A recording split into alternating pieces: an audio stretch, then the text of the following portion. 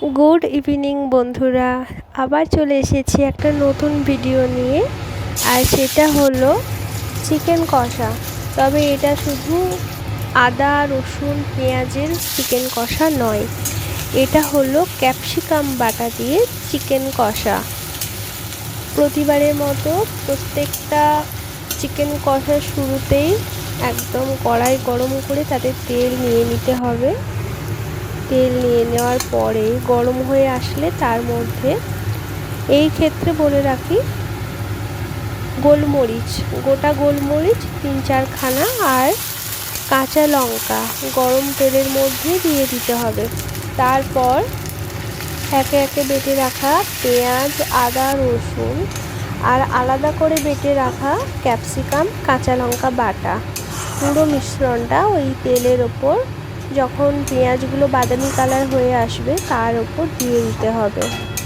এই রকমভাবে সময় নিয়ে নাড়াচাড়া করতে করতে যখন এই রকম টেক্সচার আসবে, তখন আলাদা করে ফেটিয়ে রাখা টক দই এই মিশ্রণের ওপর দিয়ে দিতে হবে।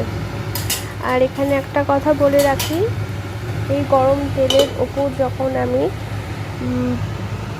বেটে রাখা মশলাটা দিয়েছিলাম, তো এরকমভাবে ঢাকা দিয়ে দিয়ে কিন্তু তোমাকে মশলাটা রেডি করতে হবে। যতক্ষণ না পর্যন্ত ওপরে তেল ভেসে উঠছে ততক্ষণ পর্যন্ত এই টক দইটা দেওয়া যাবে না। হালকা করে টক দইটা যখন হালকা করে যখন তেলটা ভেসে উঠবে তখন তার উপরে এই রকম টক দইটা ছড়িয়ে দিতে হবে। টক দইটাকে এমনভাবেই ফেটিয়ে নিতে হবে যেন না একটু ডেলা ডেলা মতো কিছু থাকে, না হলে কিন্তু এই টক দই দেওয়ার পরে পেঁয়াজ আদা রসুনের যে মিশ্রণটা ওই মশলাটা কিন্তু ছিটে যেতে পারে। তো সেই কারণে গ্যাসটাকে অবশ্যই কমিয়ে নেবে। আর তারপর এই ফেটানো দইটাকে অল্পভাবে এরকম অল্প অল্প করে মশলার ওপর দিয়ে দিতে হবে।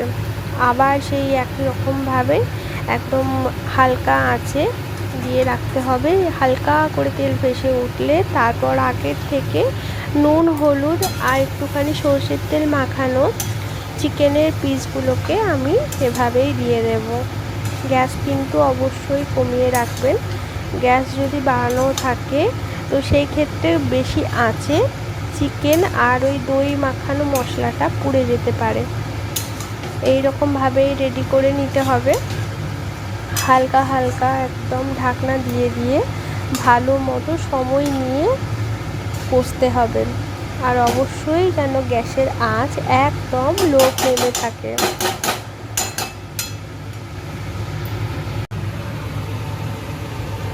আর এদিকে দেখতেই কষা মাংস কিন্তু কষতে শুরু হয়ে গেছে, জলও বেরিয়ে গেছে চিকেন থেকে। এরকমভাবেই কিন্তু অল্প আঁচে সময় নিয়ে কিন্তু চিকেনগুলোকে কষতে হবে, তবেই ভালো মতো মশলাটা সেদ্ধ হবে এবং তার থেকে তেল বা ওপরের মশলাটা সেদ্ধ হয়ে বেরিয়ে আসবে। বেশি জোরে কিন্তু ঢাকা যাবে না, তাহলে চিকেনের পিসগুলো দই দেওয়ার পরে নরম হয়ে যাওয়ার জন্য পিসগুলো কিন্তু ভেঙে যেতে পারে।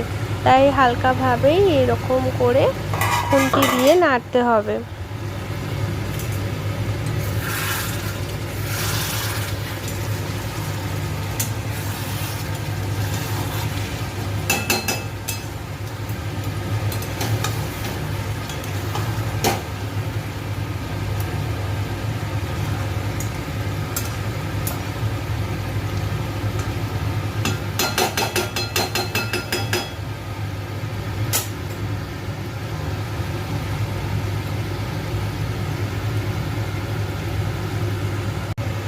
এদিকে আমার একদম চিকেনের কষা থেকে তেল বেরিয়ে গেছে। এই সময় আমি অপর পাত্রে রাখা অল্প জলটাকে গরম করে নিয়েছিলাম, সেই গরম জল অল্প অল্প করে আমি দিয়ে দিলাম।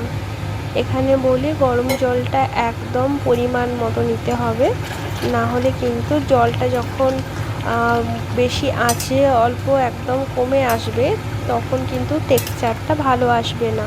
তাই জলটাও কিন্তু এখানে পরিমাণ মতো নিতে হবে এবং অবশ্যই সেটা গরম জল নিতে হবে। জলটা মরে যাওয়ার 10 মিনিট আগেই আমি একদম যখন টেক্সচার তৈরি হয়ে এসেছে তখন হালকা 1 টেবিল স্পুনে একটু হালকা করে আমি ঘি ছড়িয়ে দিয়েছি যাতে ভালো মতো একটা গন্ধ ওঠে এবং লাস্টে ওই 4-5টা কাঁচা লঙ্কা চিড়ে ভালো মতো দিয়ে দিয়েছি।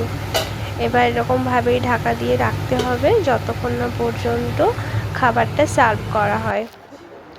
এদিকে আমি রাত্রেবেলায় নিয়ে নিলাম একদম একটা থালাতে মোটামুটি একটু ভাত নিলাম আর সাথে আলু সেদ্ধ আর 2খানা রুটি আর তার সাথে একদম একটা বাটি নিয়ে নিয়েছি। ওই বাটিতে সেই গরম গরম একদম ক্যাপসিকাম চিকেন কষা নিয়ে নিলাম। প্রথমেই নিয়ে নিয়েছি একটা বড় লেগ পিস, সেটা দেখতেই পাচ্ছেন বন্ধুরা। লেগ পিস আমার ভীষণ পছন্দের। আর তার সাথে গ্রেভিটা ভীষণ সুন্দর টেক্সচারটা এসেছিল আর এত সফট হয়েছে ওই সময় নিয়ে নিয়ে মাংসটা কষতে কষতে প্রত্যেকটা মাংসের পিস কিন্তু ভীষণ সফট হয়েছে। আর অবশ্যই হালকা করে একদম মাংসটা নাড়বেন, না হলে মাংসটা কিন্তু ভেঙে যেতে পারে। তো এই হয়ে গেল আমার আজকে রাতের ডিনার। তো ডিনারে একদম ক্যাপসিকাম কষা মানে ক্যাপসিকাম চিকেন কষা আর তার সাথে এই ভাত আর 2খানা রুটি। এখানে রুটি দিয়ে আমি একদম প্রথমেই চিকেনের লেগ পিসটাকে আমি ভেঙে নিলাম। দেখো বন্ধুরা কতটা সফট হয়েছে আর কতটা সুন্দর একদম টেক্সচারটা এসেছে। কিন্তু এখানে একটা কথা বলে রাখি, গ্রিনিশ ভাবটা কিন্তু আমি ঠিকঠাকভাবে বোঝাতে পারলাম না।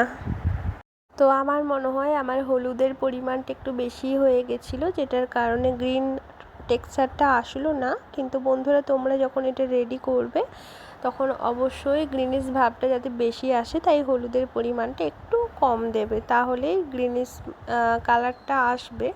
বাট খেতে কিন্তু অসাধারণ হয়েছে। নিজে না বানালে কিন্তু একদম ভিডিও দেখে বোঝা যাবে না। একদম একবার হলেও বানিয়ে দেখো, কথা দিলাম খুব ভালো খেতে লাগবে। আজকের মতো গুড নাইট। চলে আসছি পরের ভিডিওতে, তার জন্য একটু অপেক্ষা করতে হবে। চলো বন্ধুরা, সবাই ভালো থাকবে। টাটা।